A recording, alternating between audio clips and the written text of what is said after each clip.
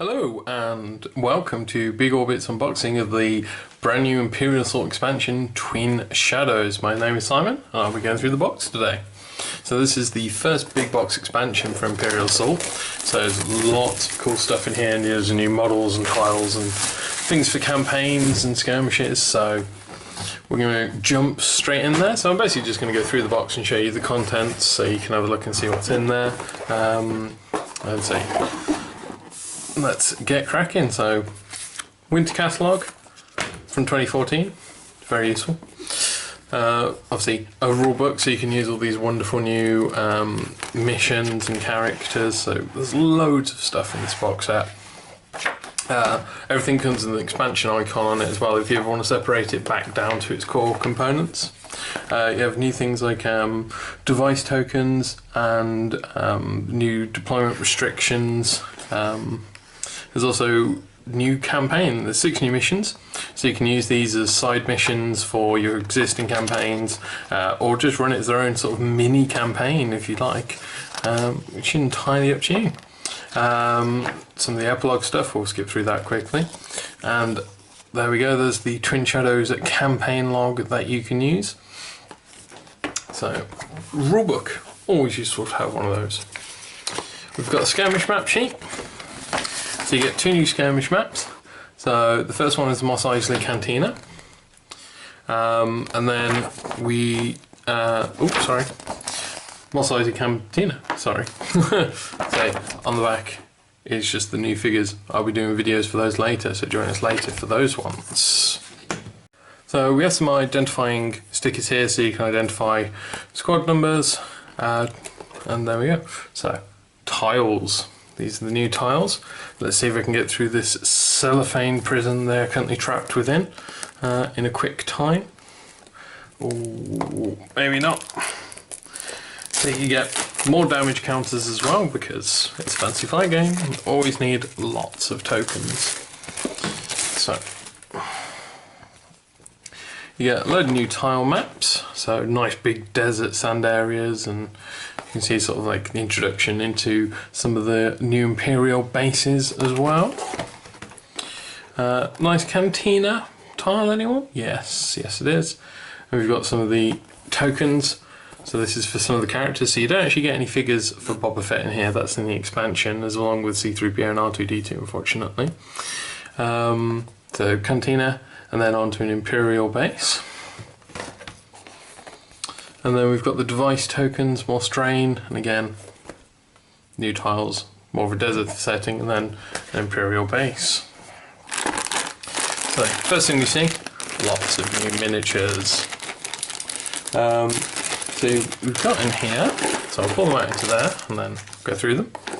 So, first of all, we have the 2 new heroes from this box set. You see, quite nice miniatures. Let's just do this. Get to focus. Turn it around. So as always, they're nicely detailed. These look beautiful when painted up. I've painted up some from my core set. Make them look good. So sorry, my friend's core set. So yeah.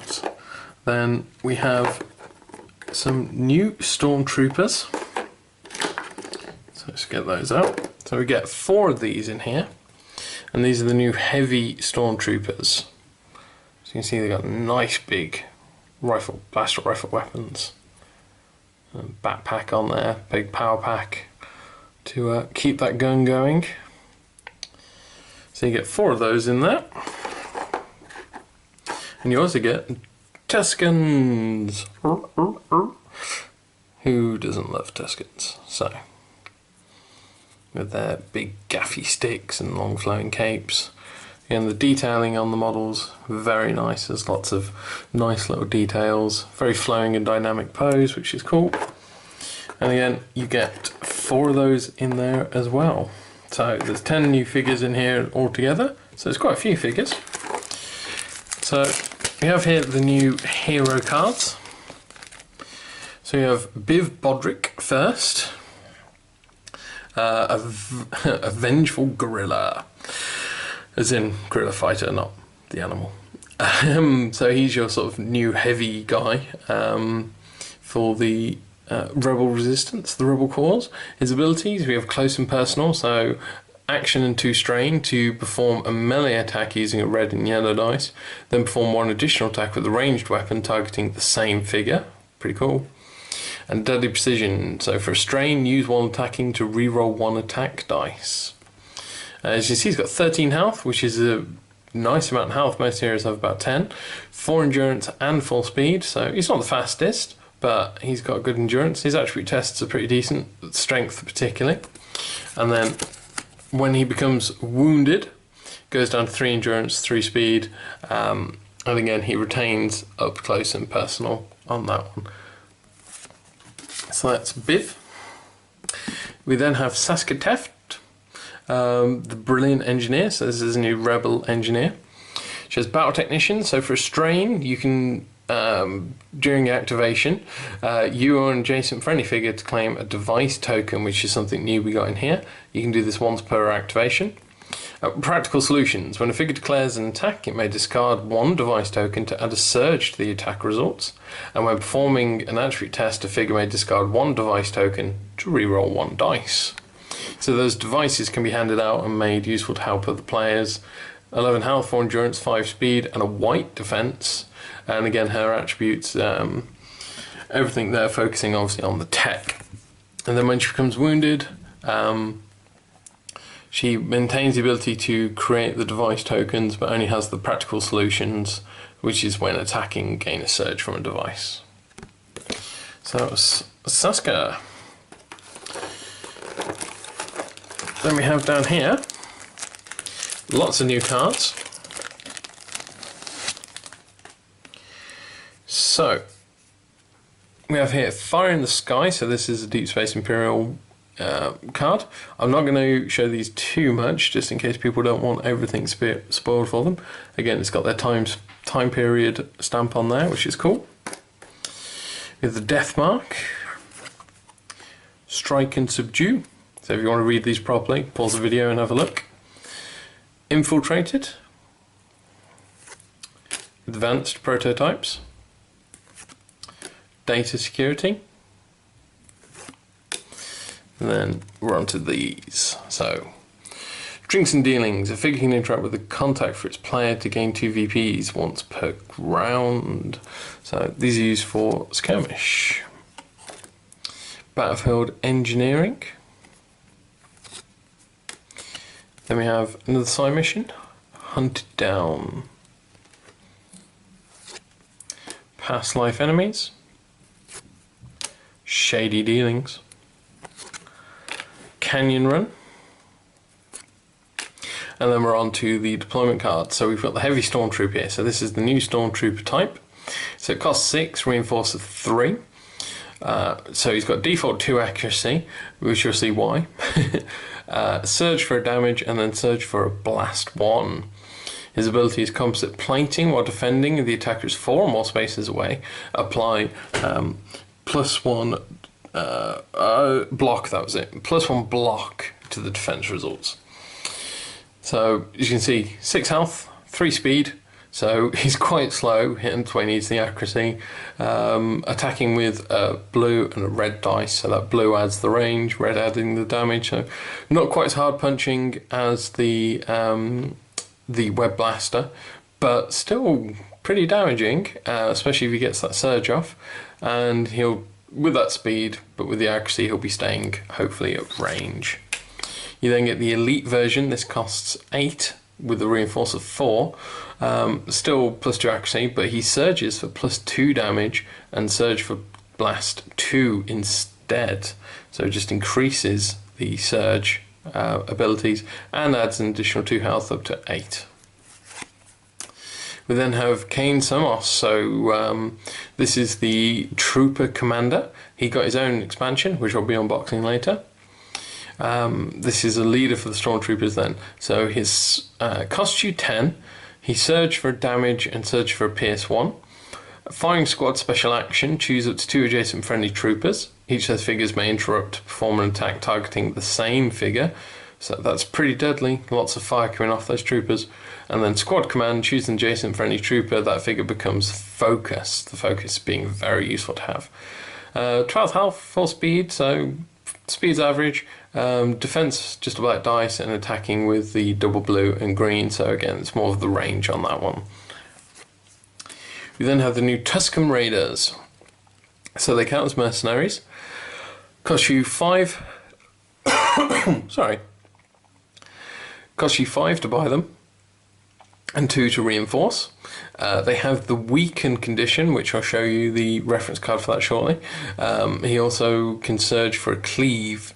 Now, Habitat Desert just means during campaign they can only be purchased if there is at least one desert tile. In skirmish mode, this doesn't do anything. It just means you can't use them purely on space stations or star destroyers, etc. They have to be in a desert. Its ability then, the Tusken Cycler, so this is a special action. It can perform a ranged attack using a blue and red dice, and you cannot use abilities during this attack. So that's just them using the ranged ability of the gaffy stick. As you can see, 4 health, so they haven't got a huge amount of health, but at reinforced 2, you're going to have to kill them all, otherwise your opponent's just going to keep reinforcing. Speed of 4, and then black defense, and red and green on the attack. And then the elite version has +1 damage on top, an extra 3 health, but otherwise is effectively the same, only costing slightly more at 7, and then 3 for reinforce. We also have Boba Fett, the infamous bounty hunter indeed. Costs you 13 to pick up. He's got +1 block, +1 evade, mobile keyword. He's also surges for pierce and surges for weaken. His ability, battle presence. After a hostile figure voluntarily exits a space adjacent to you, they suffer a strain. So this is once per figure per round. And then battle discipline, when you declare an attack, choose one of the following abilities. So every time he attacks, you can decide, are you too far away? Add accuracy. Want to deal that damage? Or bin doubt damage? Add +2 or recover 2. 12 health, 6 speed, so he's fast, especially if you equip him with one of his upgrades later, such as jump jets. And again, attacking with blue, green, and yellow, so he's going to be doing some surging on those attacks. We then have R2-D2, the Loyal Astromech. Cost of 3, default +2 accuracy and a surge. He can surge for pierce 2, stun, or weaken. Special action to service, you and a friendly adjacent droid or vehicle recovers a damage, sorry. Computer interface arm allows him to perform tech tests on objects which heroes can perform tech tests.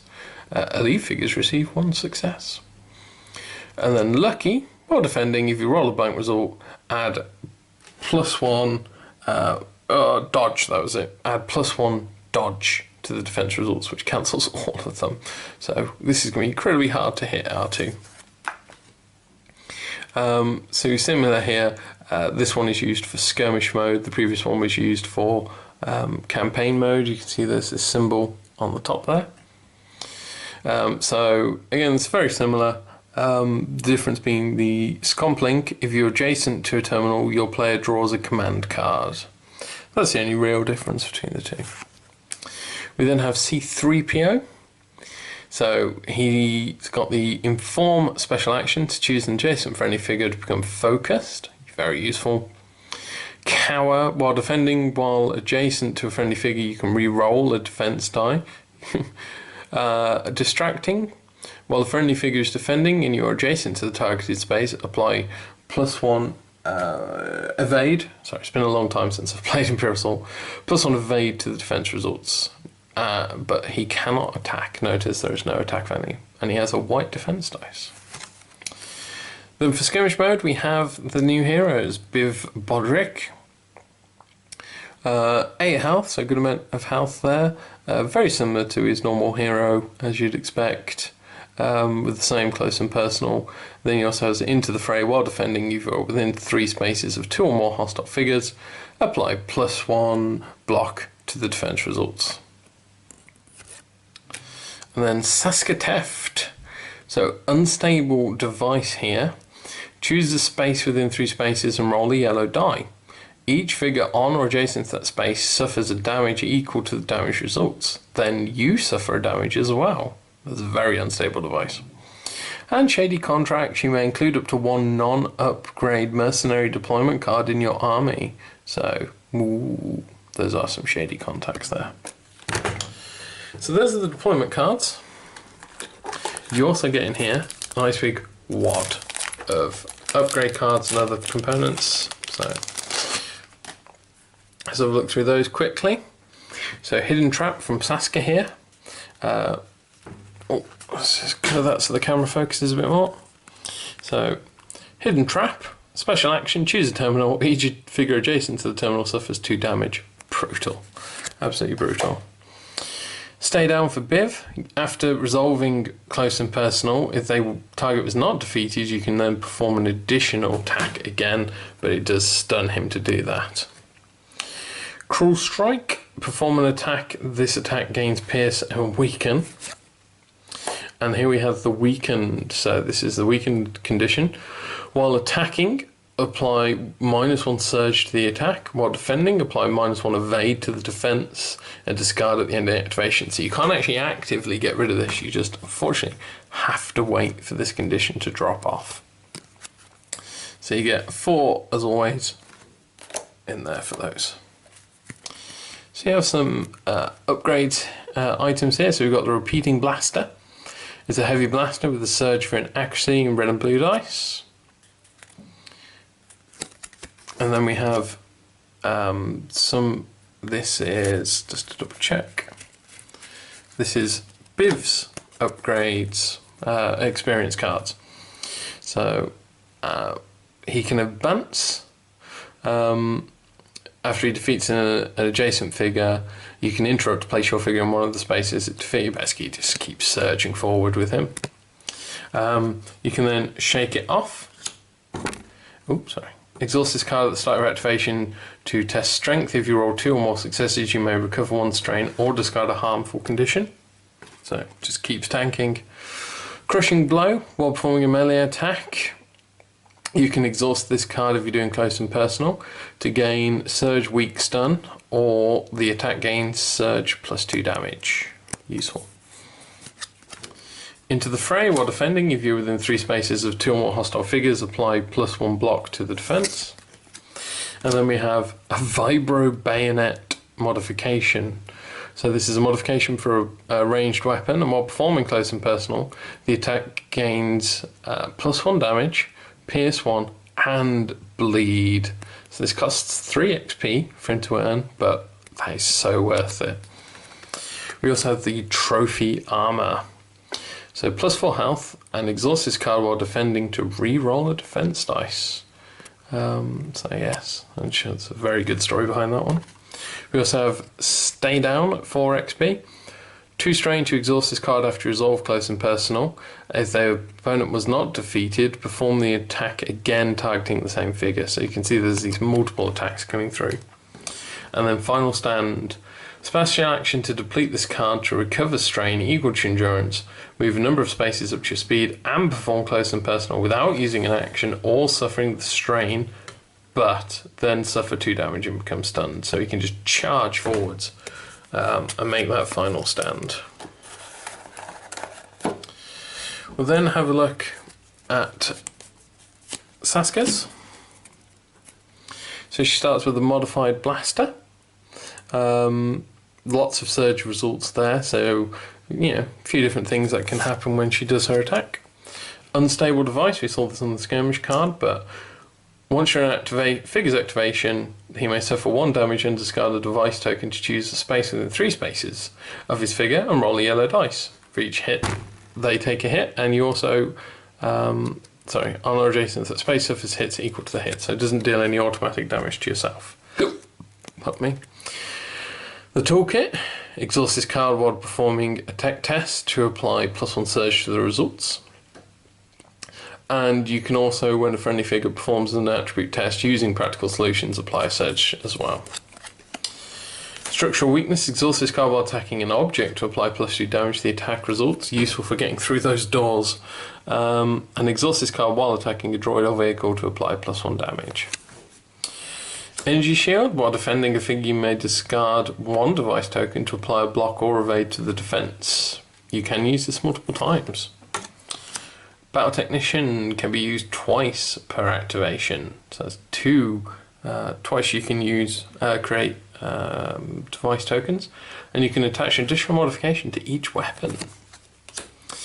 The power converter is each figure with 1 or more device tokens gains pay a strain, and when you declare an attack, if you use practical solutions, you may additionally replace 1 die in your pool with a different dice of your choice. Very cool. Remote distribution applies +2 health and 1 endurance to the hero, to Saskia herself. And when using Battle Technician, instead of an adjacent friendly figure, a friendly figure up to 3 spaces away. So here, have this. And Adrenaline Injector. Each figure with 1 or more device tokens gains pay a strain. When you perform a move, you may discard 1 device token to gain 2 additional movement points and become focused. So, Saskia's got some very cool upgrades there. So, moving on to the Imperial stuff. Again, some people don't like to actually see these before they play. So again, I'm not going to read through these ones. I'm just going to flick through them. If you want to have a look, just pause the video. So let's go through those.